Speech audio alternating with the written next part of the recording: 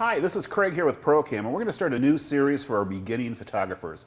It's going to be called Craig on the Couch, and we're going to talk about very entry-level things for someone who's just got their new camera. Maybe they got it for Christmas, maybe they're buying their first DSLR or mirrorless camera, but we're going to take one teeny little subject matter at a time, and once a week I'm going to sit on the couch and we're going to talk about it and help you get more comfortable with your equipment. The first thing we're going to talk about is this little dial on the top of the camera and what it does. It's called the control dial. That's going to control our exposure modes of our camera. Whether you have a Nikon, a Canon, a mirrorless Sony, whatever else, you probably have a control dial on top of your camera. That's going to control our exposure modes of our camera. A lot of people are afraid of this knob. They don't know the settings for it, and that's why we're going to talk about this. First, I want to talk about exposure in just real simple terms to start. Exposure involves three things: ISO, how sensitive our camera is to light; shutter speed, how long we're letting light hit the sensor in our camera; and aperture, how much light we're letting pass through our camera.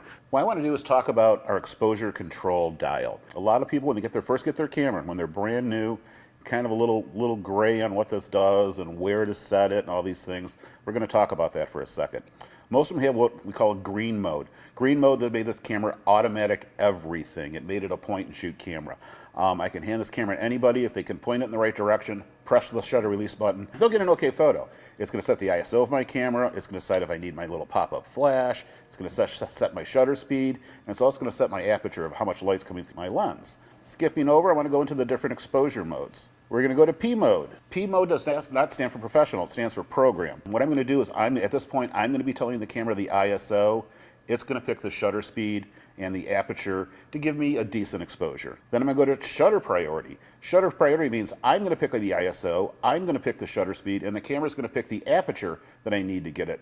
Reasons you might want to use that: say you're photographing sports or something, you want to keep your shutter speed high, so we want to set a fast shutter speed so we don't get blur in our pictures. Next is aperture priority. Aperture priority means I'm picking the aperture and the ISO, the camera is picking the shutter speed to go with this.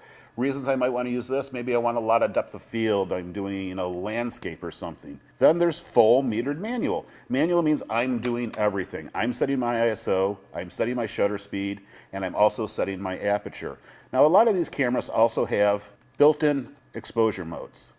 In this case, in this Nikon, we have portrait mode, night photography, children, sports, close-ups. This is the first of the Craig on the Couch series, and what we want to do is we want to help you entry-level beginning photographers who've got their first camera, little afraid of it. It's nothing to be afraid about. We're going to walk through things at a time, and we're going to do them here from the comfy couch at PROCAM. So be sure and hit that subscribe button, leave a comment below. Thanks for hanging around. How cool is that?